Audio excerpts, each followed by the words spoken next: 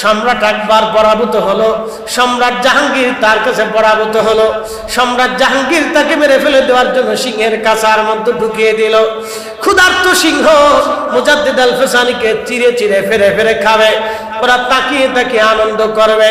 কিন্তু না, সম্রাট জাহাঙ্গীর জানে না ওলিদের দৌড় আল্লাহর আরশ পর্যন্ত। কথা বলেন ঠিক কিনা? ওলিদের দৌড় খোদার আরশ পর্যন্ত সম্রাট আকবর আর জাহাঙ্গীর জানতো না।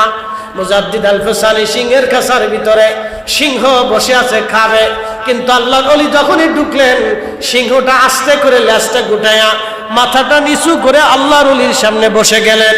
আল্লাহর ওলি সিংহের খাঁচার ভিতরে নামাজে দাঁড়িয়ে গেলেন। সিংহের জবান খুলে গেল, হুজুর ভয় পাবেন না, দুনিয়ার কেউ আপনাকে না চিনলেও আমি আপনাকে চিনি। আল্লাহ আপনাকে জমানার মুজাদ্দিদ বানিয়ে পাঠিয়েছে, দিন সংস্কার জিন্দা করার জন্য আল্লাহ আপনাকে পাঠিয়েছে। আপনার শরীরে আসর পর্যন্ত কাটা আল্লাহ আমার জন্য হারাম করে দিয়েছে। আপনার কোনো ভয় নাই, আমার জীবন চলে গেল আমি আপনার ক্ষতি হতে দেব না। একবার আওয়াজ তুলে বলা যাবে কি মারহাবা? সেই দিন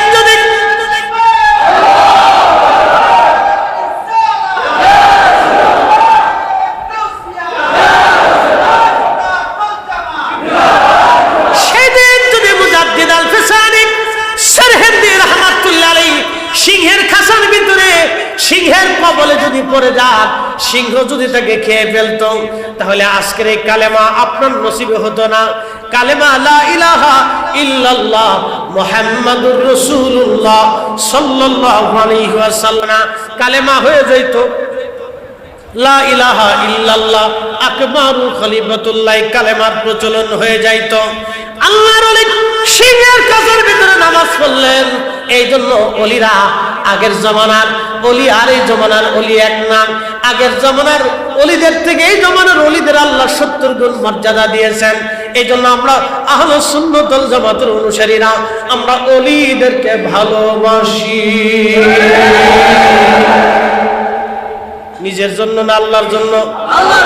একসাথে বলেন, কার জন্য?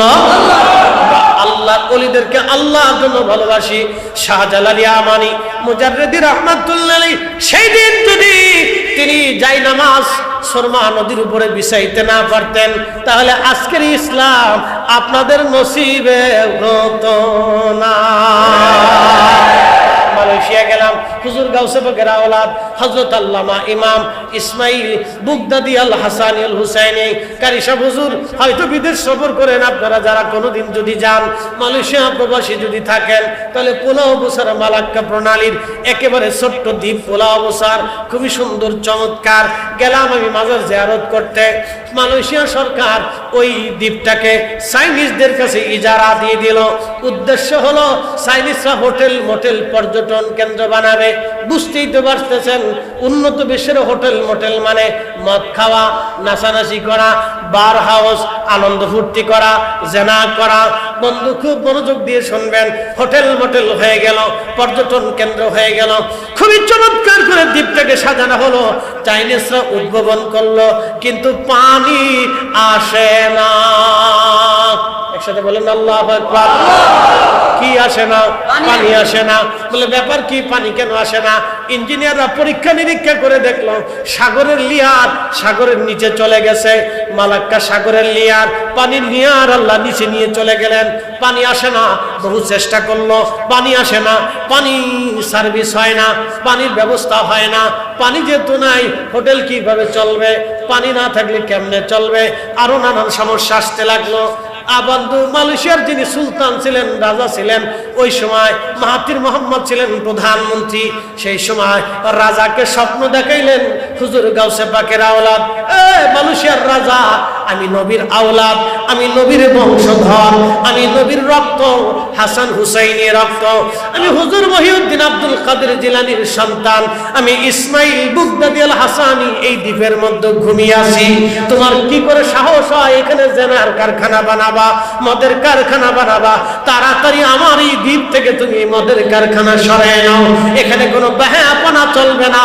একবার জোরে বলা যাবে কি মারহাবা? এই ওলিরা আছে না নাই? আছে, এখনো আছে। ওলিরা আছে, তখনও ছিল। ইজারা বন্ধ হয়ে গেল, চায়নারা চলে গেল। আমি ঘুরে দেখে আসছি সে হোটেল মোটেল পরিত্যক্ত অবস্থায় পড়ে আছে, এখন আর লোক যায় না। মালয়েশিয়ান সরকার একটা আইন করে দিলেন, এমন আইন করে দিলেন, সুন্দর করে প্লাকার্ডে রেখে দিলেন, এইখানে কোনো পুরুষ এবং নারী একত্রিতভাবে এক জায়গায় বৈশা কোনো যুবক যুবতী ডেটিং করতে পারবে না। যদি কোনো যুবক যুবতী এইখানে বৈশা, এই দ্বীপের মধ্যে এক জায়গা বৈশা, এই মাজারের আঙ্গিনার আশেপাশে বৈশা যদি তারা ডেটিং করে, তাহলে 1000 রিঙ্গিত জরিমানা ধার্য হয়েছে। বাংলাদেশের কত হাজার হবে? 30,000 টাকা, আরো 6 মাসের জেল জরিমানা হবে।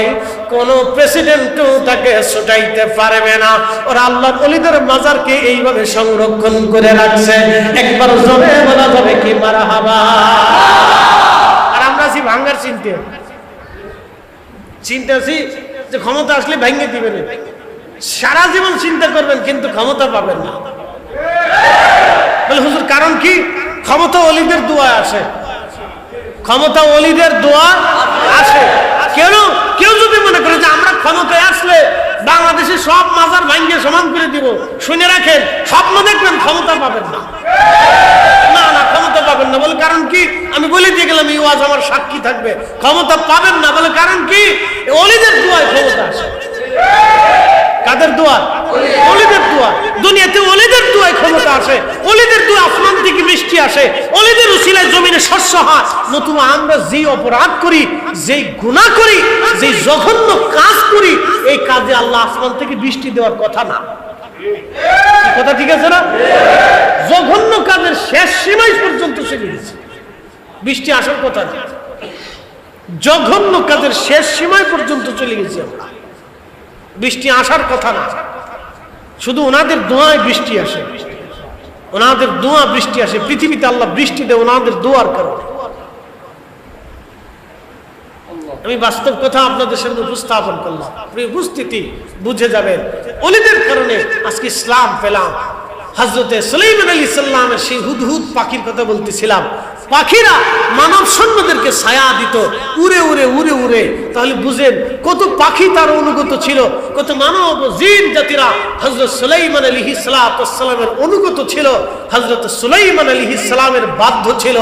একসাথে বলবেন আল্লাহু আকবার। তেলের গাড়ি তেলে চলে, হাওয়ার গাড়ি হাওয়ায় উড়ে, বিনা তেলে চালায় গাড়ি নবী সুলাইমান। আমরা সেই মুসলমান, আমরা সেই মুসলমান। আমাদের নবী সাল্লাল্লাহু আলাইহি ওয়াসাল্লামের একটা তখ্ত ছিল, এই তখ্ত বাতাসে উড়াই নিয়ে যেত। তো কত বড় তখ্ত জানেননি? এটার সমান না, এটার সমান না। ওনার তখ্তে লক্ষ লক্ষ সৈন্য বসাইতেন, উট ঘোড়া গাধা, যুদ্ধের সামগ্রিক যন্ত্রপাতি অস্ত্রপাতি নিতেন, তারপরে লক্ষ লক্ষ সৈন্যদের খাবার দাবার নিতেন। তাহলে এবার তখ্তটা কত বড় হবে? টাইটানিক জাহাজের চাইতো কত বড় হবে? টাইটানিক জাহাজে মাত্র 1500 লোক আটত। কত লোক? মাত্র 1500 লোকের সংস্থান ছিল, মানে বাসস্থান ছিল। এই 1500 লোকের উপরে টাইটানিক জাহাজের আর এবিলিটি ছিল না। 1500 লোকের একটা ব্যবস্থা ছিল টাইটানিক, তা এক বরফের আঘাতে ভেঙে চুরে তলায় চলে গেছে। কি কথা ঠিক আছে কিনা? এক বরফের গুতায় শেষ। তো 1500 টাইটানিক জাহাজে আটতো, আর সুলাইমান সাল্লামের তখ্তে লক্ষ লক্ষ সৈন্য বসাইতো। তাহলে এবার বুঝেন কয়শো টাইটানিকের সমান হবে। একসাথে বলবেন আল্লাহু আকবার। সুলাইমান আলাইহিস সালাম বাতাসে বলতেন, বাতাস আমার তখ্ত উড়াও। বাতাসে সেই তখ্তরে উঠাইয়া ওনার যেখানে খুশি সেখানে যায় নামতেন সৈন্যবাহিনী নিয়ে। একসাথে বলবেন আল্লাহু আকবার। পৃথিবীর কোন বাহিনী ওনার সামনে দাঁড়াইতে পারত না। এবার বলেন, ওনার রাজত্ব কি আর আছে? একসাথে বলুন, ওনার রাজত্ব আছে? ওনার সেই সাম্রাজ্য আর আছে? নাই। আল্লাহ ওনাকে ওনার স্থানে নিয়ে চলে গেছেন, ওনার নবুয়ত খাতিম করেছেন। কিন্তু আল্লাহ তার রসুলকে তখ্তবিহীন, মসনদবিহীন, সাম্রাজ্যবিহীন এমন এক প্রেমের সাম্রাজ্য দিয়েছে, তাম পৃথিবীর কোটি কোটি মানুষ ওনার জন্য বেলা কাম দেয়, কথা বলেন ঠিক না ঠিক? রাহমাতুল লিল আলামিন। ওনার আদর্শ আমরা নিতে পারবো কি পারবো না? নেওয়া যাবে? জীবনে মিথ্যা বলেন, মানুষ ঠকান নাই, এগুলি নিতে হবে, অরিজিনালটা নেই। খালি ফরিদি সাহেবের মতো ফাঁক বিপদেন যে মতে দিয়ে রাস্তা হাঁটলে কিন্তু কাজ হবে না। যেটা নেওয়ার দরকার সেটা নেই। ভারত মহাসাগরের গভীরের এক ছোট্ট দেশ মালদ্বীপ, চারিপাশে শুধু আর পানি আর পানি, এত স্বচ্ছ এবং নীল পরিষ্কার পানি, দেখলে মনে হবে একটু গোসল করি, আরো মনে চবে খেয়ে পিপাসা মিটাই, কিন্তু এক গ্লাস পানি খেলে আপনাকে হসপিটাল পর্যন্ত নিয়ে যাওয়ার সুযোগ নাই, এত লুনা। অথচ স্বচ্ছ নীল পানি, 10 হাত গভীরেও একটা মাছ ঘুরে বেড়াচ্ছে দেখা যায়, এত পরিষ্কার। 1200 ছোট ছোট দ্বীপ দিয়ে একটা গঠিত দেশ, এটার নাম মালদ্বীপ। এটার নাম মালদ্বীপ। ধান চাষ হয় না, গম চাষ হয় না, আপনার তেল নাই, গ্যাস নাই, কয়লা নাই, পাহাড় নাই, পর্বত নাই, ঝর্ণা নাই, ফলের বাগান নাই, কিচ্ছু নেই, শুধু নারকেল গাছ আছে। এই ছোট্ট একটা দ্বীপের ভিতরে ঢুকে যেয়ে দেখলাম তারা কত উন্নত। আমাদের 6 টাকা আর তাদের 1 টাকা, 6 টাকার সমান তাদের 1 টাকা। 100% মুসলমানের ভিতরে 90-99 জনকে দেখলাম মাথায় কোনো টুপি নেই, মাথায় কোনো টুপি নেই। কিন্তু আশ্চর্য হবেন, মিথ্যা বলে না, মানুষকে ধোঁকা দেয় না, ছগলখুরি করে না, অন্যায় করে না, খাবারে ভেজাল দেয় না, বিষ মিশায় না, গ্রাম্য পলিটিক্স নাই, কে কারে বাস দিবে, কে কার বিয়ে ভাঙবে, কার মায়ের বিয়ে ভাঙবে, কার বউর সংসার ভাঙবে, কারে একটা মামলা দিবে, কারে মিথ্যা মামলা দিবে, কার ফুলারে গাঁজা খাওয়াবে, আফিম খাওয়াবে, নেশা করাবে, কিচ্ছু নাই। একটা ফ্রেশ দেশ। একসাথে বলবেন না মারহাবা? আরো জোরে বলেন। আর আমাদের দেশে সেদিন দেখলাম পেঁপের মধ্যে ইনজেকশন দিতেছে, মেড ইন বাংলাদেশ। পেঁপের মধ্যে মারতেছে, পেঁপের মধ্যে ইনজেকশন দিয়ে এদের মিষ্টি বানাচ্ছে। চিন্তা করতেছি কবে ডাবের ভিতরে হান্দাই দেয় আল্লাহ জানে। হ্যাঁ আছে না, ডাবের ভিতরে দেয়, তার হয়েছে কাজ, তো বেশি দিন বাঁচবেন না। ক্যান্সার আসবে, কিডনি নষ্ট হবে, লিভার নষ্ট হবে, ব্লাড ক্যান্সার হবে, লাংস নষ্ট হবে, পেশাবের রাস্তা নষ্ট হবে, পাথর পড়বে, পাকস্থলী নষ্ট হবে, রক্ত নষ্ট হয়ে যাবে, ব্রেন নষ্ট হয়ে যাবে, হার্ট নষ্ট হয়ে যাবে। বাচ্চা জন্ম হয়, হার্ট ছিদ্র হয়ে যায়। 20 বছরের ছেলে হাঁটতে হাঁটতে ঠাস করে পড়ে মরে যায়। হ্যাঁ, শুধু খাবার ভেজাল, পানিতে ভেজাল, চকলেটে ভেজাল, ফাস্টফুডে ভেজাল, সব জায়গায়। আপনি আশ্চর্য হবেন, রং মিশ্রায়, রং কাপড়ে যে রং দেয়, এই রং কালো জিরের সাথে মিশা, এটা খাওয়ার পরেই মানুষের ক্যান্সার হবে, ব্লাড ক্যান্সার হবে। এটাই বাঙালি বিষয়, আমরা বেশি। কয়েকদিন আগে দেখলাম ভোক্তা অধিদপ্তর গেছে এক টুপিওয়ালার দোকানে, সুন্দর দাড়ি, মাথায় চমৎকার সাদা টুপি, হাই হাই হাই, দেখলে মনে হয় 5 ওয়াক্ত নামাজি। সে খাবারের ভিতরে রং মিশায়, বিরিয়ানির ভিতরে রং মিশায়। তাকে জিজ্ঞাসা করা হলো, তাহলে তোমার ছেলেটাকে এই খাবার খাওয়ানো হোক না, এটা খাবার দেওয়া যাবে না। আপনি আশ্চর্য হবেন। অথচ আপনি ভাবেন যাদের মাথায় টুপি নেই, যারা খাওয়ার আগে মদ খায়, খাওয়ার পরে মদ খায়, ইউরোপিয়ান জাতিদের দেখেন, ওরা খাবারে ভেজাল দেয় না, পানিতে ভেজাল দেয় না, মিথ্যা কথা বলে না, মিথ্যা মামলা দেয় না, মিথ্যা সাক্ষ্য দেয় না। আমাদের দেশে মামলা মোকদ্দমা হলে চেয়ারম্যান সাহেব বসে রয়েছে, এই মিথ্যা মামলা, মিথ্যা সাক্ষ্য আদালতে যাইয়া টুপি মাথায় দিয়ে সাক্ষীর জন্য দাঁড়াইছে। মুরব্বীর বয়স 80 বছর, কাকা কি জন্য আইছেন? সাক্ষী দিতে আইছি। বলে কি সাক্ষী? মারামারি হয়েছিল, ছিলেন ওই সময়? না ছিলাম না, সাক্ষী দিতে আইছি। ও বেটার হিসাবই নেই, যার কয়দিন ঘুরে আমার কবর আসবে। Made in Bangladesh. মসজিদের ভিতরে বসে এ জাতি মিথ্যা কথা বলে। কি আসতে কোন কেন জোরে বলে? হ্যাঁ, ও আর শুনে জানাচ্ছে, এগুলো আসল ওয়াজ। এইগুলি যতদিন পর্যন্ত আমাদের পরিবর্তন না হবে, আমাদের দেশের কোনো পরিবর্তন হবে না, আমাদেরও কোনো পরিবর্তন হবে না। না, কোনো পরিবর্তন হবে না, কোনো পরিবর্তন হবে না। মালয়েশিয়া গেছি, হুজুর গাউসে পাক মহিউদ্দিন আব্দুল কাদের জিলানী রাহিমাহুল্লাহর মাজার জিয়ারত করতে যাব। মালাক্কা সাগরের ভিতরে একটা ছোট্ট দ্বীপ, তো স্পিড বোটে উঠবো, ঘাটে গেছি, চিন্তা করলাম হাজত ছেড়ে অজু টজু করে ফ্রেশ হয়ে তারপরে যাই। তো ওয়াশরুমে যাওয়ার পরে ওয়াশরুম থেকে বের হলাম, দেখলাম একটা ছোট্ট টেবিলের উপরে একটা বাক্স রাখা, বাক্সটা খালি, ভিতরে রিঙ্গিত দেওয়া টাকা। আমি জিজ্ঞেস করলাম, ভাই টাকা দিতে হবে? পেশাব পেশাব করছেন, ফ্রেশ হয়েছেন, টাকা দিতে হবে। কত? বলে 1 রিঙ্গিত। তো আমি 1 টাকা দিলাম। বাংলাদেশের 30 টাকা, ওদেশের 1 টাকা, বাংলাদেশের 30 টাকা। অথচ আমাদের দেশের মাত্র 6 বছর আগে ওরা স্বাধীন হয়েছে। কয় বছর আগে হয়েছে? ওখানে আমরা দেশের গুতাগুতি গেছে না, বাপরে বাপ। এটা কেউ লাভ নেই, গুথাগুতি কারে কয়? যে যারে পারে হেরে গুতায়, গুতা গুতাইতে গুতাইতে দেশ শেষ হয়ে গেছে, এটা নাই দিচ্ছে। আমাদের দেশের 30 টাকা, ওদের দেশের 1 টাকা। এদেশের প্রায় 40 লক্ষ মানুষ ওদেশে যায় কাজ করে, অথচ এদেশের মানুষেরই সম্পদে ভরপুর। এর মাটির নিচে খনিজ সম্পদ, এর সাগরের নিচে খনিজ সম্পদ, এর প্রত্যেকটা মানুষ সম্পদ, এর গাছে গাছে সম্পদ, এর মাটি সম্পদ। মাটির ভিতরে বীজ ফালাইলেই ফসল। কি কথা কর না কেন? বাংলাদেশের মাটিতে বীজ ফালাইলেই ফসল হয়, অথচ আমরা খাবারে অভুক্ত থাকি। কয়েকদিন আগে দেখলাম দিনাজপুরে এক লোক ক্ষুধার্ত ময়লা আবর্জনার ভিতরে না খেয়ে মরে পড়ে আছে। বুঝবেন, কিয়ামতের ময়দানে ওই লোকটা বলবে, হে রব, তোমার 18 কোটি বান্দার কাছে আমি খাবার পাইনি, ক্ষুধার্ত অবস্থায় মারা গেছে, আপনি জবাব কি দিবেন? ইসলাম বুঝে যান, আপনি দিন বুঝে যান। আজকে যাদেরকে আমরা উলঙ্গ দেখি, তাদের দেশে একটা কুত্তা পর্যন্ত নিরাপদ, তাদের দেশে একটা বিড়াল পর্যন্ত নিরাপদ। ওদের দেশে একটা বিড়ালকে যদি আপনি অন্যায় ভাবে লাঠির আঘাত করেন, পুলিশ আপনাকে ধরে নিয়ে যাবে, প্রেসিডেন্ট ফোন দিলেও আপনাকে ছাড়বে।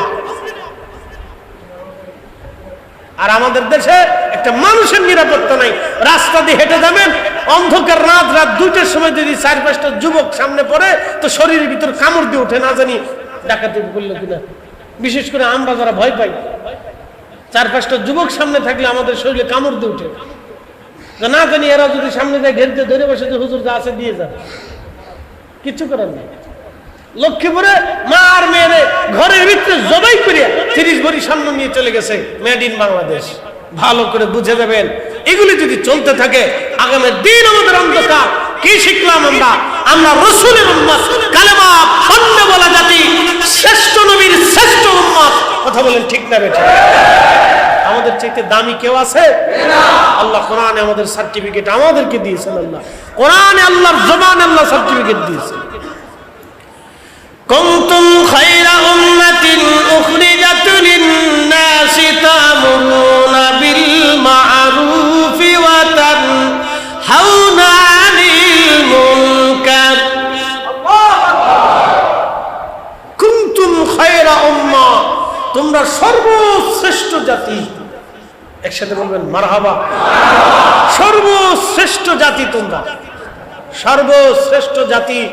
আজকে ইউরোপের আজকে খ্রিস্টানেরা, ছেলেরা মেয়েরা জাহাজ ভরে ভরে ত্রাণ নিয়ে ফিলিস্তিনের গাজার দিকে আসে, অথচ আমাদের পার্শ্ববর্তী আরবের দেশ ধন কুবেরা, ধনীর আদলের দুলালেরা এসির ভিতরে বসে থেকে থেকে তারা টেলিভিশনে দেখে যে ইউরোপিয়ানরা জাহাজ ভরে ভরে খাবার নিয়ে আসতেছে। খ্রিস্টানরা মুসলমানদের দয়া দেখাইয়া তারা মানবতার পক্ষে নিয়ে জাহাজ ভরে ভরে তারা খাবার নিয়ে আসলো। আর মধ্যপ্রাচ্যের এত বড় আমির উমরারা একটা বারের জন্য বলতে পারে নাই যে আমরা ইসরায়েলের সাথে ব্যবসা করব। কি কথা কন না কেন? আর সে তাহলে মুসলমান কোথায় আছে আপনি চিন্তা করেন। মুসলমান কোথায় আছে আপনি একটু ভাবেন। আমাদের ডিভোশন কত কঠিন, ভাবলে আপনার গা শির উঠবে, গা শির উঠবে।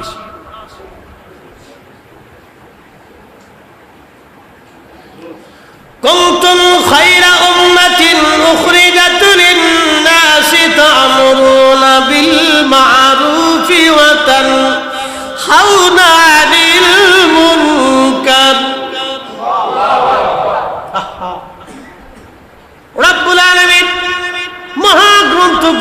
কোরআনের ভাষায় আমার আল্লাহ বলে দিলেন তোমরা শ্রেষ্ঠ জাতি, শ্রেষ্ঠত্ব তোমাদেরকে দিলাম। দুনিয়াতে তোমরা দুইটা কাজ করবা, তা'মুরুনা বিল মারুফ, মানুষদেরকে ভালো কাজের দিকে দাওয়াত দেবা, ওয়া তানহাউনা আনিল মুনকার, খারাপ কাজ থেকে তোমরা ফেরাবা। আমাদের সবার দায়িত্ব মানুষদেরকে ভালো কাজের দিকে দাওয়াত দেওয়া। আমাদের সবারই দায়িত্ব ছিল মানুষদেরকে ভালো কাজের দাওয়াত দেওয়া।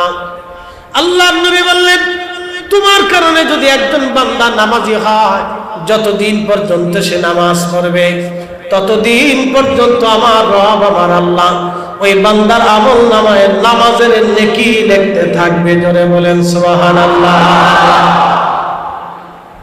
আজকে আপনাদেরকে এখানে দাওয়াত করে আনা হয়েছে না? আপনারা আসছেন না? যারা ইন্তজাম করছেন, আপনার যত নেকি হয়েছে, যারা ইন্তজাম করেছেন, যারা অর্থ দিয়েছেন, যারা সহযোগিতা করেছেন, তাদের সবার আমলনামায় সমপরিমাণে নেকি দেওয়া হবে। আপনার এক অংশ কোন দেওয়া হবে না। আপনাকে যা দেওয়া হবে, চেয়ারম্যান সাহেবকে তা দেওয়া হবে, ইমাম সাহেবকে তা দেওয়া হবে, কমিটির সদস্যদেরকে তা দেওয়া হবে, এবং যারা টাকা দিয়ে সহযোগিতা করেছে তাদেরকেও সেই পরিমাণে দেওয়া হবে। এক চুল পরিমাণও কম হবে না। একসাথে বলবেন সুবহানাল্লাহ। তাহলে মাহফিল চলবে না বন্ধ হবে? মাহফিল চলার দরকার আছে কিনা নাই? অনেকে বলে ভাই মাহফিল দিয়ে কি হবে? তা আমি বলি মাহফিল না দিয়ে কি হবে? আপনি বাংলাদেশে মাহফিল বন্ধ করে দেন, মাহফিল বন্ধ করে দেন, দাওয়াত বন্ধ করে দেন, মাদ্রাসা বন্ধ করে দেন, জুমার ওয়াজ বন্ধ করে দেন, পীর মাশায়েখদের খানকা দরগা দরবার বন্ধ করে দেন। 5 বছর পরে যদি এদেশের মেয়েরা হাফ প্যান্ট পরে রাস্তায় না হাঁটে তো আমি গরিবাদ দিয়ে চুরি করব। 5 বছরের ভিতরে এদেশের মেয়েরা হাফ প্যান্ট পরে রাস্তা দিয়ে হাঁটবে। আপনার চোখের সামনে ছেলে আর মেয়ে ডেটিং করবে। নাম কি? ডেটিং না কি কয়? ঠিক আছে, ডেটিং। ঘোরাঘুরি করবে। মসজিদ আল্লাহর ঘরে ভেঙে চলে বলা যায় না। ওরা ঘোরাঘুরি করবে আপনার চোখের সামনে, আপনি কিছু বলতে পারবেন না। তারপরে বর্তমান যিনি ক্ষমতা আছেন তিনি সুন্দর একটা কাজ করছেন। বলে হুজুর কি সুন্দর কাজ করছেন? কাজটা হলো তিনি এদেশের পতিতাদেরকে এই শ্রমজীবীর মর্যাদা দিয়ে দিচ্ছেন। তো এবার বুঝেন আপনি কি কাজ করে দিছে। আগামীকাল আগামী দিন আপনার মেয়ে, আপনার বউ, আপনার স্ত্রী যদি পতিতাবৃত্তি করে আপনি কিছু করতে পারবেন না। বলে আমি শ্রমিক, আমি কাজ করে খাই। বিরাট কাজ করছে, একবারে বিরাট ফজিলতের কাজ করে দিচ্ছে। এটার পরবর্তী রিয়াকশন 20 বছর পরেই বুঝবেন, 10 বছর পরেই বুঝবেন যে কি রিয়াকশন হয়। আমেরিকা ইউরোপের মতো কায়দা বায়দা হবে। ও দেশের মেয়েরা রাস্তাতে হাফ প্যান্ট পরে হাঁটাবে, কিছু বলতে পারবেন না, খালি চেয়ে দেখবে, হাসতেও পারবেন না, খালি হাত করে চেয়ে দেখবে, কিছু বলতে পারবেন না। প্রিয় উপস্থিতি হাজিরিন, আমরা শ্রেষ্ঠ জাতি। রব্বুল আলামিন আমাদেরকে শ্রেষ্ঠত্ব দিয়েছেন। আমাদের কাজ হলো মানুষদেরকে আল্লাহর দিকে ডাকা, ভালো কাজের দিকে ডাকা, খারাপ কাজ থেকে ফিরিয়ে রাখা। একটু চিন্তা করেন, আমি ওয়াশরুম থেকে বের হয়ে রিঙ্গিত দিলাম, টাকা দিলাম, টাকা দিলাম, কিন্তু যিনি টাকা নিবেন তিনি নাই, শুধু বাক্স পড়ে আছে, বাক্সের ভিতরে টাকাও পড়ে আছে। আমি বললাম কি ব্যাপার? বাথরুমের সামনে, টয়লেটের সামনে বাক্সের ভিতরে টাকা কেউ নেয় না। কে হুজুর এদেশে কেউ টাকা ধরবে না? আমি বললাম বাংলাদেশ হলে কি হইতো? ল্যাট্রিন পর্যন্ত নিয়ে যাইতো। কি কথা খারাপ হয়েছে ভাই? বাথরুম পর্যন্ত উড়াই নিয়ে যেত। আপনি একটু চিন্তা করেন যে আমাদের এখনো চেঞ্জ হইতে কত বছর। কয়েকদিন আগে মাহফিলে গেছি, ভৈরবে, হুজুর আমাদের মসজিদের ফ্যান চুরি করে লেগেছে। আমার ঢাকার আমার মসজিদে জুমা পড়ায় হাউজিং এ অনেক টাকা উঠে প্রত্যেক জুমাতে, তো প্রায় 10 লাখ টাকার মতো বাক্সের আলমারির ভিতরে ছিল। প্রায় 10 লাখের মতো নগদ ছিল। এরকম তালা কাইটে, জানালা কাইটে, তালা কাইটে, 3 তালা কাইটে সরে টাকা নিয়ে গেছে। মুতল্লি সাহেব বলতেছে হুজুর একটু দোয়া করেন চোর যাতে টাকা ফেরত দেয়। আমরা যেই চোরে মসজিদের জানালা কাটছে, যেই চোরে আলমারি 3 তালা কাইটে মসজিদের টাকা নিছে, আমার দোয়া ও জিন্দেগিতে টাকা ফেরত দেবে। Made in Bangladesh. হ্যাঁ, এই মসজিদ তো নেই। আচ্ছা বলেন তো, দান বাক্স কেটে যে টাকা নিল এটা কুত্তায় লইছে? তো কেটে লিছে? তো হ্যাঁ, হিন্দুরা এসে নিছে। হিন্দুরা চুরি টুরি করে না, এরা পয়সা লাগে, ব্যবসা করে খায়, আর চাকরি করে না ব্যবসা করে, ওরা কাজ বাজ করে। দেখবেন ওরা ব্যবসা করে না কাজ করে। ওদের ছেলেরা যেটার মেধা বলো এটার লেখাপড়ায় দেয়, আর যেটা মেধা খারাপ এটার ব্যবসা লাগে দেয়, কাজ করে খা। আর আমরা হয়েছিল ভিন্ন সিস্টেম, খালি ঘুরে ঘুরে খায়, কয়েকদিন পর বাপের হোটেলে খায়, পরে একটা মোটরসাইকেল কিনে দাও।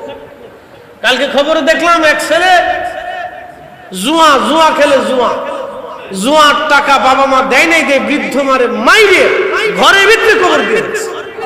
হাই হাই হাই হাই, আপনি আগামীর দিনগুলি আমাদের জন্য বিভীষিকা আসবে যদি এখনই সতর্ক না হয়। কথা বলেন ঠিক না বেঠিক? এখনই সতর্ক তো, এখনই সতর্ক তো। আর এদেশে আমরা কিছু হুজুর আছি, এই তার উদ্দেশ্যে মিলাদ বন্ধ করে। কে মিলাদে আপনারা কামড়াইছে নাকি? হ্যাঁ, মিলাদ বন্ধ করতে হবে কেন? দোয়া বন্ধ করো। দোয়া কি তোমার কামড়াইছে নাকি? এগুলি করতে হবে কেন? যা বন্ধ করার দরকার আমরা তা বন্ধ করতে পারি।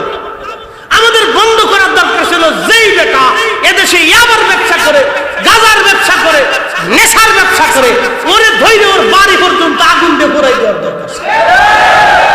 আমাদের দরকার ছিল, আমরা তা পারি নেই, পারি উল্টোটা।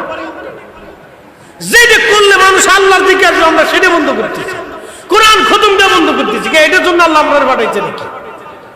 আল্লাহ আমাদেরকে পাঠিয়েছিল এই জমিনে অন্যায় বিচার বন্ধ করার জন্য। প্রত্যেক গ্রামের ৬৮,০০০ বাংলাদেশের গ্রামে ঠিক মতো ন্যায় বিচার হয় না। স্বজন প্রীতি, চোখ দেখা, টাকা দিয়া, দল দেখা, মত দেখে বিচার। এই চেয়ারম্যান সাহেব এখানে বসে আছে, ওনারা মাঝে মধ্যে নিরুপায় হয়ে যায়, ওনাদের দোষ দিয়ে লাভ নেই। ওনারাও নিরুপায় হয়ে গেছে বিভিন্ন সময়, কিছু করার থাকে না, কিচ্ছু করার থাকে না অনেক সময়। এই অবস্থা। আমাদের কাজ কি দোয়া বন্ধ করা? দোয়া বন্ধ করার জন্য আল্লাহ আমরা পাঠাইছেন। যেই কাজের জন্য পাঠাইছিল আমরা সেই কাজ করিনি, করছি উল্টাটা। আর এক দল আছে বুকের উপরে হাত বাঁধতেই হবে, হেতে এমন ভাব লইছে যে এটাই সহি, মাত বাকি যা আছে সব জয়ীব, আল হাদিস সব বেদাত, আলে হাদিস সহি, তারা সহি হাদিসের কথা বলে, তারাই সহি, আর যা আছে সব বেদাত। পুরো সূরা কোথাকার?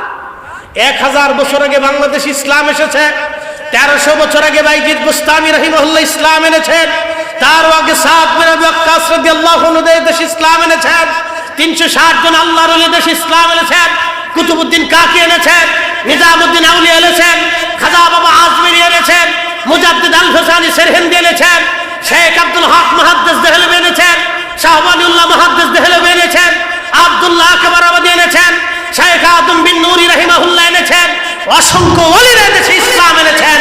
তারা যদি বুকের উপরে হাত বাঁধত তাহলে ভারত উপমহাদেশের ৭৫ কোটি মুসলমান বুকের উপরে হাত বাঁধত। তারা নাভির নিচে হাত বাঁধাইয়া এই উম্মতকে নবীর আসল সুন্নাত শিখাই দিয়ে গেছে। কথা বলেন ঠিক না? কইছে মসজিদে বেজাল বাজাইতে, উচিত কথার বাপ নাই। যেটা বন্ধ করার দরকার ছিল আমরা সেটা বন্ধ করতে পারি নাই। আমার দেশের বহু যুবক নেশাগ্রস্ত হয়ে গেছে, কত বোনের সংসার ভেঙে গেছে তার হিসাব নেই। ছেলে দেখতে হৃষ্টপুষ্ট, পড়াশোনা দেশে নেশাগ্রস্ত। কি আশ্চর্য! একটা নেশাখোরের সাথে একটা মেয়ে কিভাবে সংসার করবে? আপনি নিজেও জানেন না যে আপনার বোন বিপদগ্রস্ত হয়ে গেছে, বহু নারীর সংসার নষ্ট হয়েছে। কিন্তু যেগুলি বন্ধ করার দরকার ছিল আমরা সেটা বন্ধ করতে পারি না।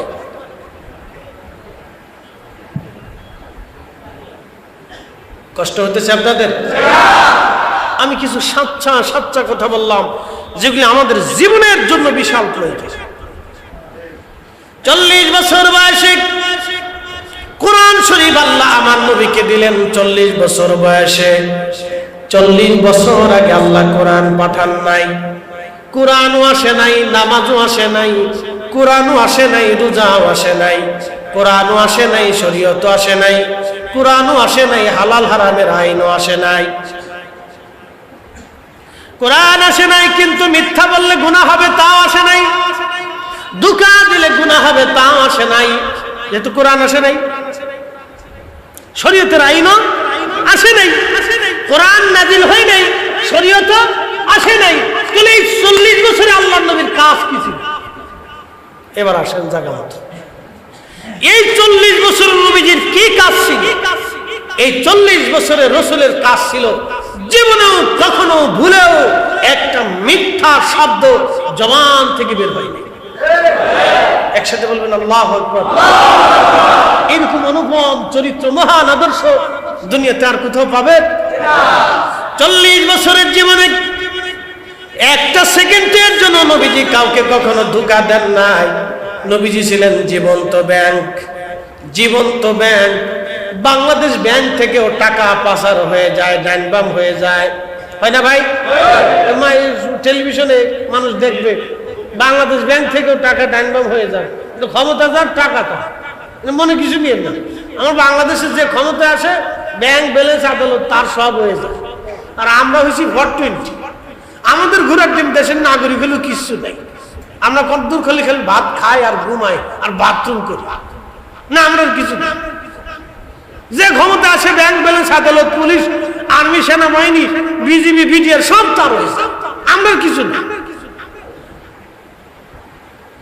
বাংলাদেশ ব্যাংক থেকেও টাকা ডাইনবাম হতে পারে, কিন্তু আমার বিশ্ব ব্যাংক থেকেও টাকা ডাইনবাম হতে পারে, সুইস ব্যাংক থেকেও টাকা ডাইনবাম হতে পারে, কিন্তু রাসূল করিম এমন এক জীবন্ত ব্যাংক ছিলেন। মক্কার মানুষ জাহিলিয়াতের জমানাতে বলতো আল আমিন, বিশ্বাসী। জাহিলিয়াতের নিকৃষ্ট মানুষ বলতো আল আমিন, বিশ্বাসী। যারা দিন দুপুরে মানুষ জবাই করত তারাও বলতো আল আমিন, বিশ্বাসী। যারা মানুষের সামনে নিজের জীবন্ত কন্যাকে মাটির ভিতরে জীবন্ত কবর দিত তারাও বলতো আল আমিন। যারা মক্কার হারামের শরীফের আল্লাহর বাইতুল্লাহর চারপাশে তাদের স্ত্রীদেরকে উলঙ্গ করে তাওয়াফ করাইতো তারাও বলতো আল আমিন। যারা নিজের স্ত্রীকে হাসতে হাসতে অন্য পুরুষের কাছে জেনা করতে পাঠাইতো টাকার জন্য, তারাও সেই দিন নবীকে বলতো আল আমিন। তিনি এত বড় আল আমিন ছিলেন যে এক চুল পরিমাণ সম্পদ কারো ডান বাম করতেন না। যে যাহা নবীজির কাছে আমানত দিত, আল্লাহ নবী ঠিক সেইভাবেই প্যাকেট করে তার হাতে আমানতগুলি আবার ফিরিয়ে দিত। আমরা কি সে আদর্শ নিতে পারছি? নিতে পারি না।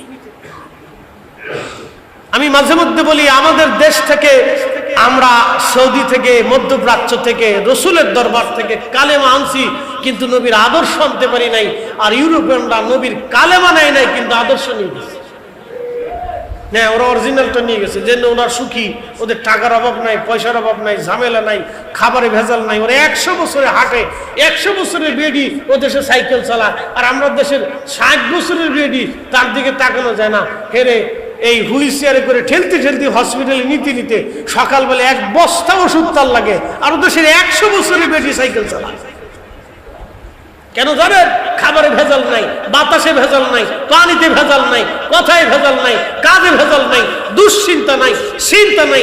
আমাদের দেশের মহিলারা বাচ্চা কাচ্চা হওয়ার পরে চিন্তা করো কি খাওয়াবো কি, ব্যবসা দিব কি, কাজ দিব কি, ওর উপার্জন হবে কি। একটা মার চিন্তা করতে করতে জীবন শেষ হয়ে যায়। কি কথা কন না কেন? চিন্তা করতে করতে জীবন শেষ। জীবনের প্রয়োজনে কয়টা কথা বললাম, বুঝে সুঝে বাড়িতে হিসাব করেন যে ফরিদি হুজুর কি বলছিল ঠিক কিনা, তো বুঝবেন যে না আমি ঠিকই বলছি। খালি ওয়াজ শুনে চলে গেলে হবে না, এটা বাস্তবমুখী কিছু কথা আপনাদেরকে শোনাইলাম। 40 বছরের জিন্দেগি ফলো করেন তো। তিনি এমন এক মান্যবর, মহামান্যবর। আল্লাহ কোরআনে বললেন মাইয়ুতির রাসূলা ফাকাদ আতা আল্লাহ। এ বান্দারা শুনে রাখো, আমার নবী মানলেই আমি আল্লাহ মানা হয়ে যাই। আসতে হয়ে গেল না? জোরে বলেন সুবহানাল্লাহ। নবী মানলে কাকে মানা হয়? আল্লাহ। নবী মানলে কাকে মানা হয়? আল্লাহ। ওনার ভুল আছে? খাতা আছে? উনি দুনিয়ার অন্য কোন মানুষের মতো, অন্য কোন কর্মজীবীর মতো, অন্য কোন কাজের মতো, দুনিয়ার কোন কাজের সাথে ওনাকে তুলনা দেওয়া হবে? অথচ উনি বলে ফেললেন উনি সাংবাদিক।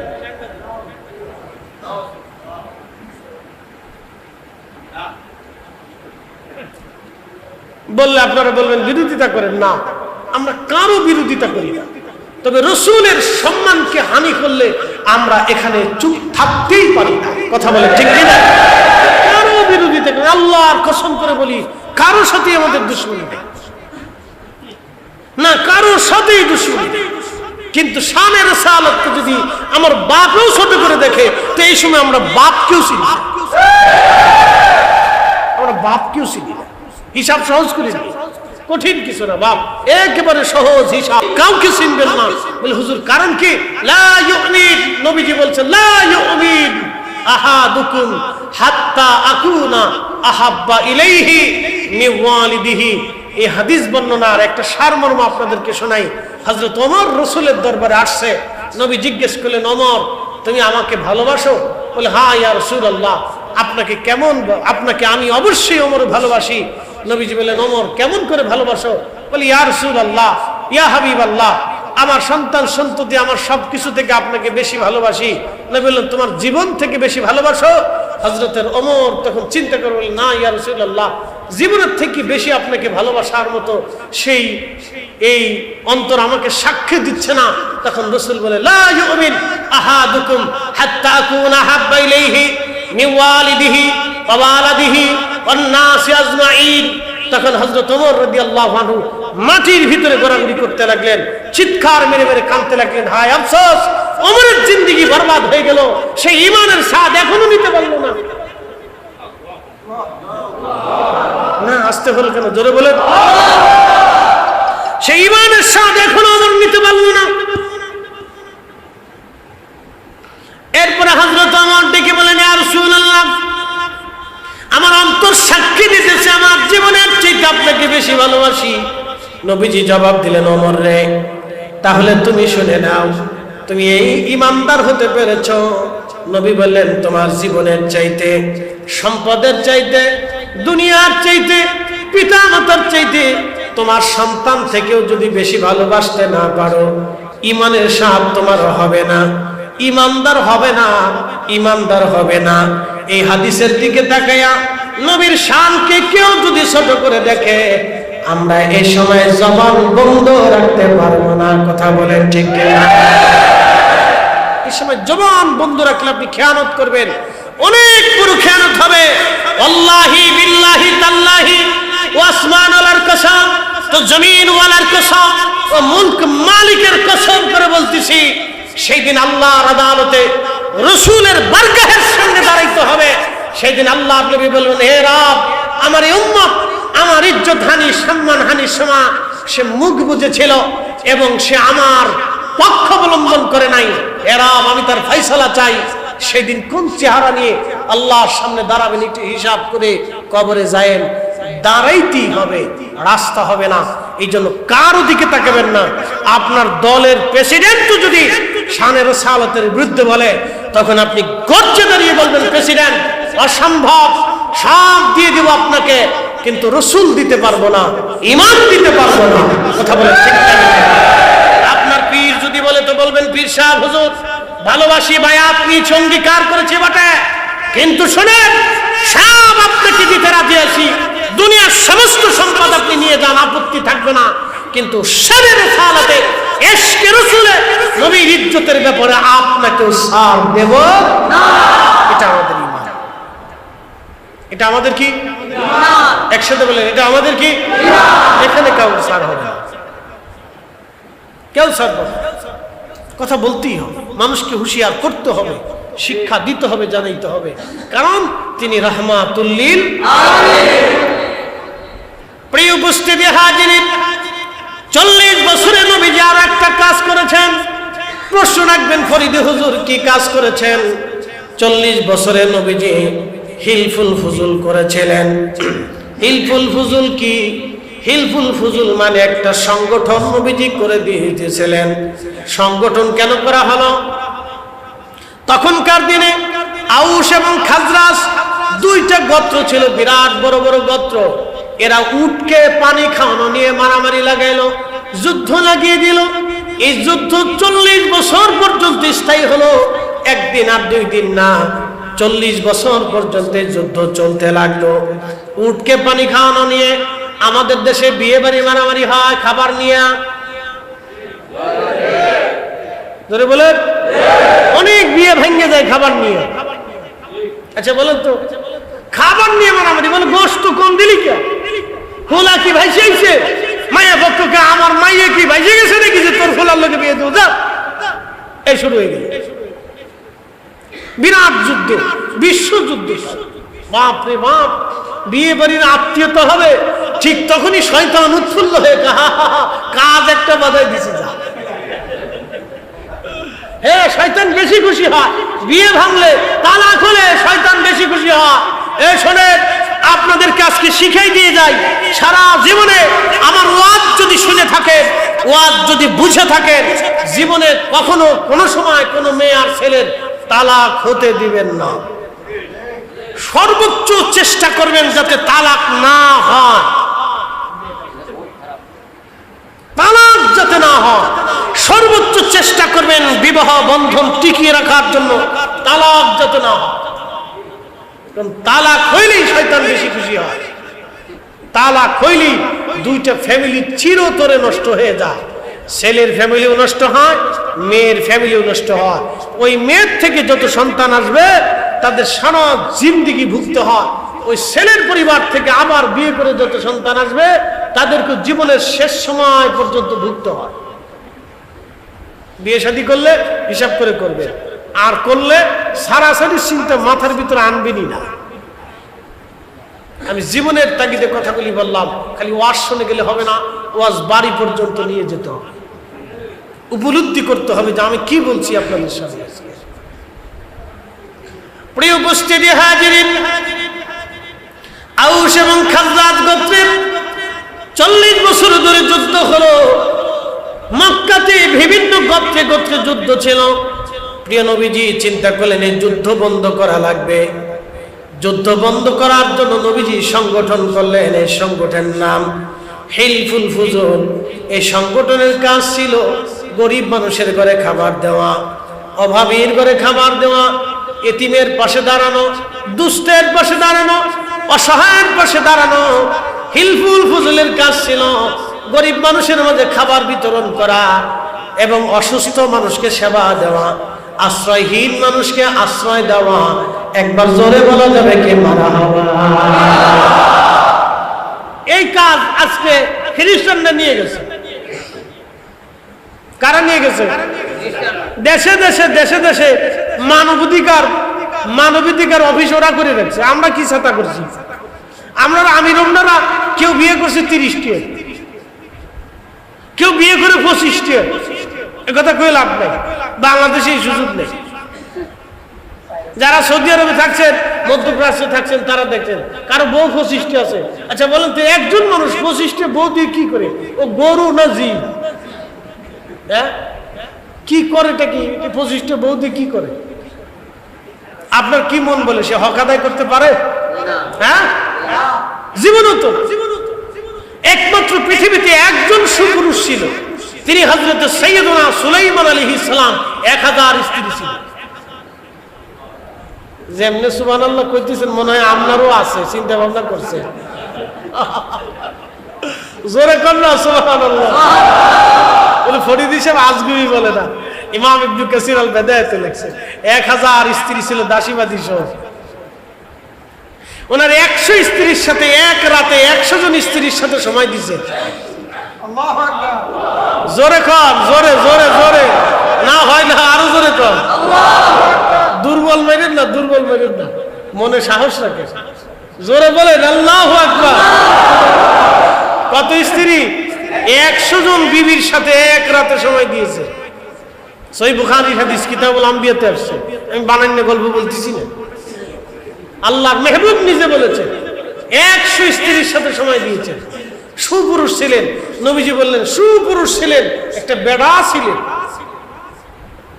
100 স্ত্রীর সাথে এক রাতে সময় দিয়েছেন। এখন আপনাকে যদি জিজ্ঞেস করি 12 ঘন্টার রাতটা এবার ভাগ করেন, 100 জনকে কিভাবে ভাগ করবেন? আপনি ভাগ করে দেন।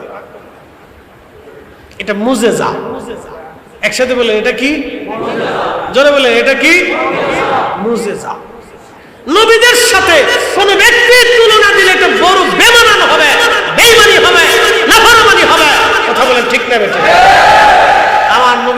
স্ত্রী, আমাদের মা কয়জন ছিল?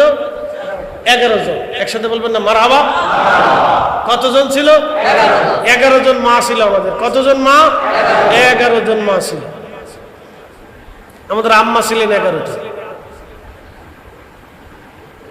আমি আমার মসজিদে, হাউজিং মসজিদে একদিন দাঁড়া বললাম, ভাইরে আপনারা তো অনেকেই রসুলকে নিজেদের মতো ভাবেন, তা আমার নবীজির 11 জন স্ত্রী, আমাদের 11 জন আম্মা ছিলেন, তা আপনারা যদি সম্ভব হয় তো 11 জন স্ত্রী গ্রহণ করেন।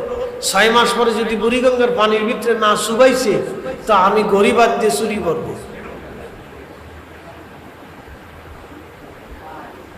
নবীদের মহান মুজিজা, এজন্য নবীদের সাথে তুলনা চলে না, কোনো কিছুর সাথে তুলনা দিবেন না, মেসাল দিবেন না। দিলেও শ্রেষ্ঠত্বের আসনে রাখবেন, শ্রেষ্ঠত্বের আসন দিয়ে মেসাল দিবেন।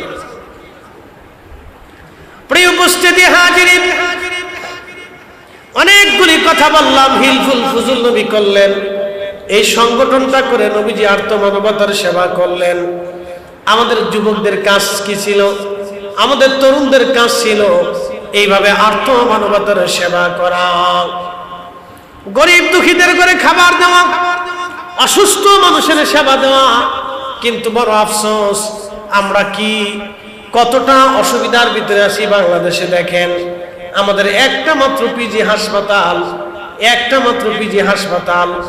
বাংলাদেশের যতগুলি জেলা সদর হসপিটাল আছে যা দেখেন, সবকটা জেলা সদর হসপিটালগুলি একবারে নোংরা, পচা। কি আসতে কনকে জোরে বলেন? আচ্ছা, পরিষ্কার করার জন্য কি সরকার বরাদ্দ করে না? অবশ্যই করে। পরিষ্কার করে না কারা? যাদেরকে দায়িত্ব দিছে তারা দায়িত্ব পালন করে না। একবারে গন্ধ, দুর্গন্ধ মনে রেখেছে, ভিতরে ঢুকলে মনে হয় যে মরে গেছি, আমি কোন জায়গায় আসলাম, মনে হয় যে একবার গুনার সাগরে গেছে। ওই জায়গায় রুগী গেলে আরো অসুস্থ হয়ে যাওয়ার কায়দা। কি আশ্চর্য! আপনি চিন্তা করেন তো কি অবস্থা আমাদের দেশে। এটা কি করবেন, কি বলবেন, কাকে বলবেন, কবে পরিবর্তন হবে আমরা জানি না। তো আল্লাহ যেন এমন শাসক আমাদেরকে দেন যারা মানুষের জন্য কাজ করে। জোরে বলেন আমিন। আল্লাহর নবী 40 বছরে হিলফুল ফুজুল করলেন, 40 বছরে নবী শাদী মুবারক করেছিলেন। আল্লাহর নবীজি 40 বছরে মক্কার অলিগলিতে ঘুরলেন, কিন্তু 40 বছরে তার অনুপম চরিত্র দেখে মক্কার মানুষরাই বলেন আলা আমিন, আলা আমিন। এই জন্য কাজী নজরুল চমৎকার ভাষায় লিখলেন, ত্রিভুবনের প্রিয় মুহাম্মদ এলো রে ধনী আয় রে সাগর আকাশ বাতাস দেখবি যদি আয় রে সাগর আকাশ বাতাস দেখবি যদি ধুলির ধরা বেহেশত আজ জয় করিল দিল রে লাজ। আজকে খুশির ঢল নেমেছে ধূসর সাহারা সাগর আকাশ বাতাস দেখবি যদি আয় সাগর আকাশ বাতাস দেখবি যদি। প্রিয় উপস্থিতি, 40 বছরের জীবনের মুক্তাসার একটা পাঠ আমি আপনাদেরকে শোনাইলাম। 40টা বছর নবীজি চলে যাওয়ার পরে কোরআন নাজিল হলো। কোরআন আসার পরে শরীয়ত আসলো, নামাজ আসলো, রোজা আসলো, হজ আসলো, যাকাত আসলো, আনুষঙ্গিক ইবাদত, সুন্নত, মুস্তাহাব, ওয়াজিব, ফরজ এগুলি আসতে লাগলো। 40 বছরে পরে যে কোরআন আসলো, বিধান আসলো, শরীয়ত আসলো। কিন্তু এই 40 বছরে নবীজির অনুপম চরিত্রের আধার ছিলেন। এই জন্য হাসান বিন সাবিত কবিতার ছন্দ দিয়ে তিনি লিখলেন, ইন্নাকা উলিতা মুবাররান মিন কুল্লি আইব কাআন্নাকা কদ খুলিকতা কামা তাশা। নবীজি, আপনি দুনিয়াতে এসেছেন, আপনার আগে পরে কোনো অপরাধ নাই, কোনো আইব নাই, কোনো দোষ নাই, কোনো ত্রুটি নাই, কোনো খাতা নাই, কোনো ভুল নাই। আর আপনার এই পবিত্র সুন্দর অবয়ব আপনার এই জিসম সৃষ্টি করার আগে মনে হয় আমার রব আমার আল্লাহ আপনার সাথে পরামর্শ করে নিয়েছিল।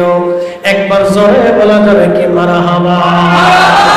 আল্লাহুম্মা সাল্লি আলা সাইয়্যিদিনা মাশাআল্লাহ আল্লাহু আকবার ওয়া আলা আলি সাইয়্যিদিনা মাওলানা মুহাম্মদ। আমি যে কথাগুলি বললাম ইনশাআল্লাহ আমল করা যাবে তো? আমরা কাউরে ধোঁকা দেব না, মালে কম দেব না, মালে ভেজাল দেব না, মানুষে এই সম্পদ অর্থ মেরে খাবো হালাল খাবার। আপনারা আজকে চিন্তা করলেন যে হুজুরের ওয়াজ শুনলাম তো হুজুরের ওয়াজ ভালা, তো হুজুর তো দোয়া করে চলে যাবে, এরপরে আজকে সারা রাত মসজিদে নামাজ পড়বো। আজকাল নামাজ ছাড়তাম না, তো নামাজে দাঁড়াইছেন, সারা রাত নামাজ পড়লেন, তাহাজ্জুদ পড়লেন, ফজর পড়লেন, কিন্তু ওযু নাই। বলেন নামাজ হবে? তো ওযু ছাড়া যেমন নামাজ হয় না, হালাল খাবার ব্যতীত ইবাদত কবুল হয় না। একসাথে বলেন হয় না, হয় না, হয় না। আচ্ছা বলেন, যারা খাবারের ভিতরে ভেজাল দিয়ে বেশি অর্থ কামাই করে, রুটি রুজি কামাই করে, ওরা যারা হজে যায় তার হজের অবস্থা কি? না একসাথে বলেন, জোরে বলেন। তার গরুর গোশতের অবস্থা কি? শুয়োরের গোশত আর গরুর গোশতের মধ্যে কোনো তফাৎ আছে? যারা ঘুষ খায় বলেন তার খাসির গোশতের অবস্থা কি? খাসির গোশত আর কুকুরের গোশতের মধ্যে কোনো পার্থক্য আছে? বলে এটাও হারাম ওটাও হারাম, এটাও হারাম ওটাও হারাম। এই লোকে যদি হজ করে তাহলে হজ কি হবে? একসাথে বলেন হবে। রোজা রাখার পরে সন্ধ্যাবেলা শুধু বিরিয়ানি দিয়ে ইফতার করে, তার রোজা হবে? বলে কারণ কি? ইফতারি ভেজাল, খাবারে ভেজাল, পানিতে ভেজাল, কাপড়ে ভেজাল, টুপিতে ভেজাল, পোশাকে ভেজাল, পায়জামায় ভেজাল, লুঙ্গিতে ভেজাল, পানিতে ভেজাল, খাবারে ভেজাল, তার মানে রক্তের ভিতরে ভেজাল, ফেসফে ভেজাল, কলিজায় ভেজাল, গোশতে ভেজাল, দেহে ভেজাল, চোখে ভেজাল, কানে ভেজাল, জবানে ভেজাল, হাতে ভেজাল, পায়ে ভেজাল, মাথায় ভেজাল, চুলে ভেজাল, সব জায়গায় তার ভেজাল।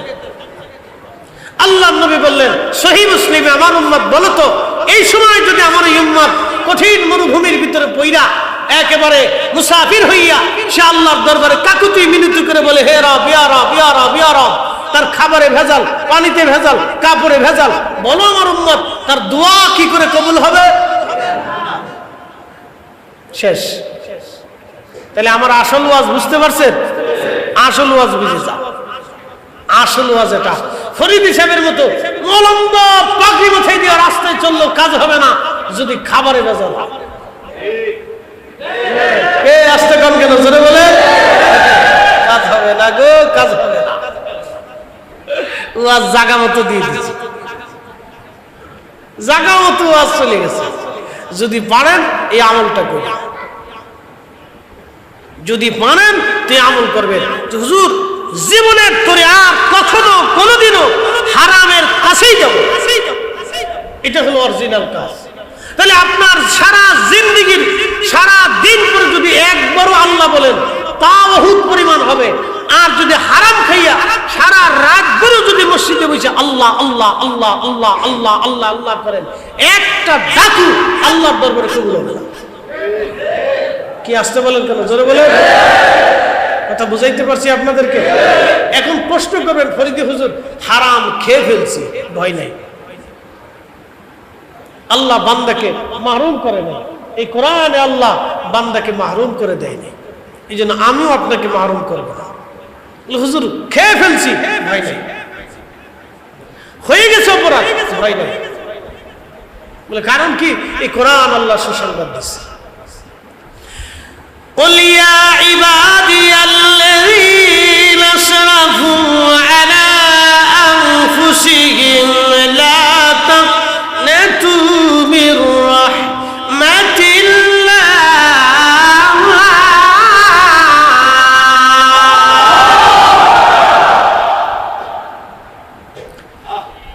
إن الله يغفر الذنوب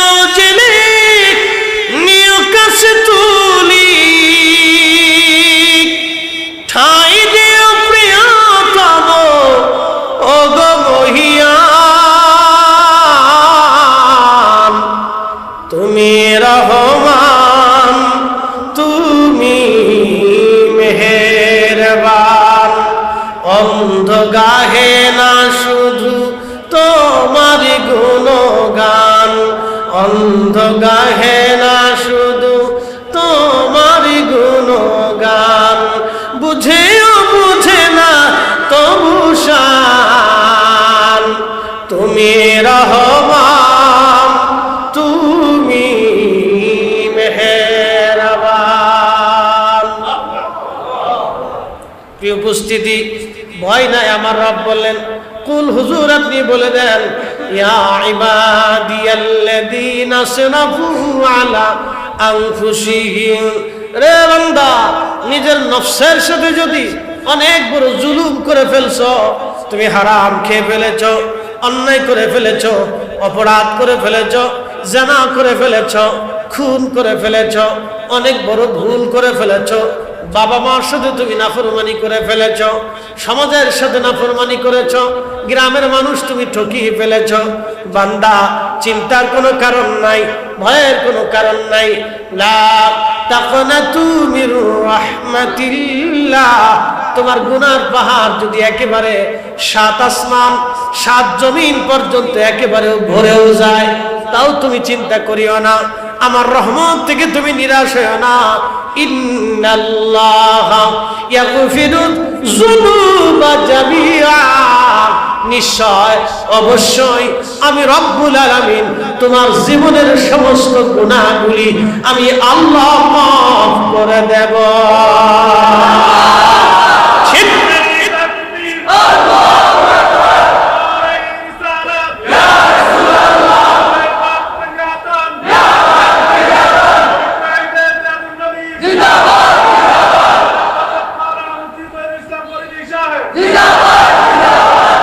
ক্ষমা করবে কে? জোরে বলেন কে? ক্ষমা চাবে কে? ক্ষমা চাবে আমরা। ক্ষমা করবে কে? ক্ষমা চাইতে হলে হাত বাড়াইতে হবে কিনা? সেজদা দিতে হবে কিনা? ক্ষমা চাইতে হবে কার কাছে? কেমনে কেমনে? বিনয়ে বিনয়ে 2 হাত বাড়িয়ে চোখের পানি ছেড়ে দিয়ে ক্ষমা চাবেন, হাত বাড়াবেন। হাত না বাড়াইলে আল্লাহ দেবে না, সেজদা না দিলে আল্লাহ দেবে না। হাত বাড়াবেন। সুলাইমান আলাইহিস সালাতু ওয়াস সালাম, ইমাম আবুল ফারাজ ইবনুল জৌজি 900 বছর আগে একটা কিতাব লেখেন, উয়ুনুল হাকায়াতের মধ্যে লেখেন, সুলাইমান আলাইহিস সালামের জামানাতে বৃষ্টি নাই, বৃষ্টির অভাবে মানুষের কষ্ট হচ্ছে। সমস্ত লোকেরা এসে বলল, নবী সুলাইমান, দুনিয়ার বাদশাহী আল্লাহ আপনাকে দিয়েছে, তামাম পৃথিবীর বাদশা আল্লাহ আপনাকে বানিয়েছে, হুজুর বৃষ্টি নাই, আপনি আল্লাহর কাছে বলে বৃষ্টি এনে দেন। নবী সুলাইমান আলাইহিস সালাম বললেন, হে আমার উম্মতেরা, বৃষ্টি তো তোমরা চাও, তাহলে আমার সাথে চলো, আমরা সালাতুল ইস্তিসকার নামাজ পড়ব।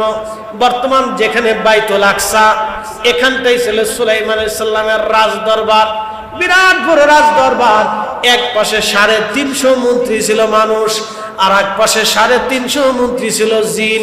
উনি জিনদের বাদশা ছিলেন, মানব জাতির বাদশা ছিলেন, জিনদের কোহে কাফের বাদশা ছিলেন। অতল সাগরের গহ্বরে যেই দৈত্য দানব জিনেরা বসবাস করে, সেটারও বাদশা সুলাইমান আলাইহিস সালাম ছিলেন।